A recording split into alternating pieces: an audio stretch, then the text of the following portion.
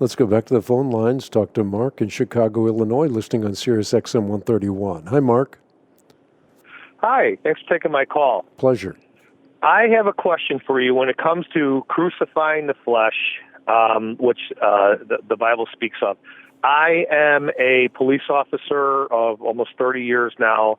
I hang around with other police officers. I hang around with former military, current military. We are a rough crowd.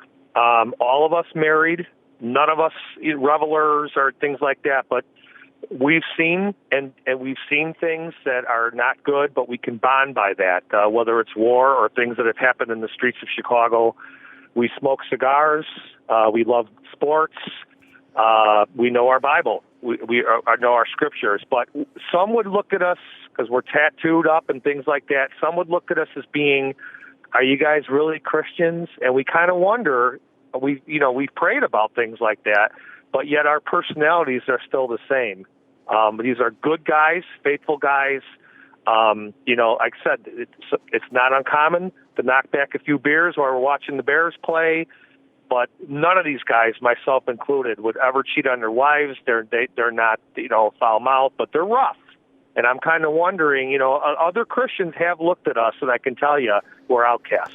But our backgrounds kind of kept us together, and I'm kind of wondering what your thoughts were on that. And I'll listen for the answer. Sure. Well, first of all, let me say that I am extraordinarily impressed with the police officers who are manifesting the life and the fruit of the Spirit.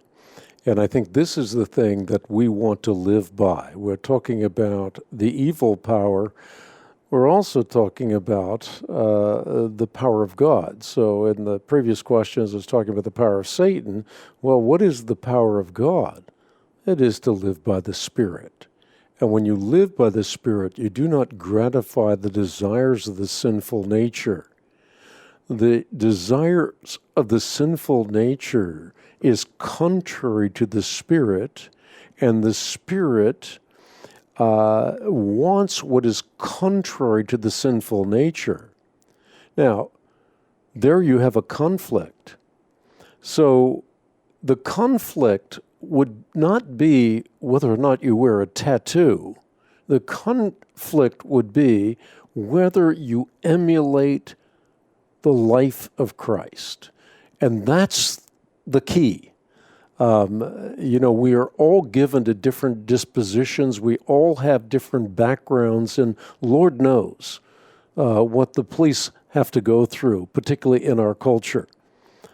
So the real issue is, are you doing what Christ would do? Are you emulating the Master, or are you emulating the world?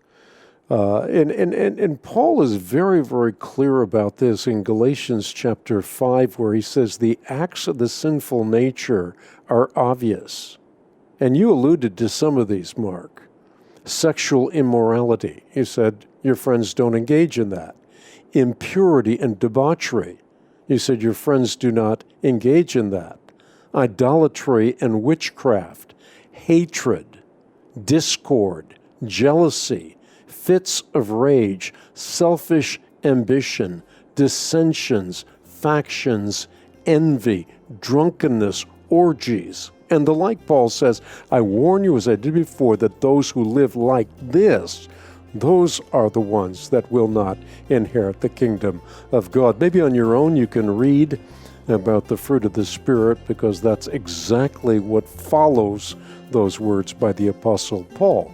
So there you have the contrast between the kingdom of light and the kingdom of darkness, manifest in the police force, but also in a Christian organization, in every aspect of this world, and certainly in every aspect of the Christian life. Out of time for this edition of the Bible Answer Man broadcast. Do remember, Monday through Friday, your questions answered when you dial 888-ASK-HANK. So long for now.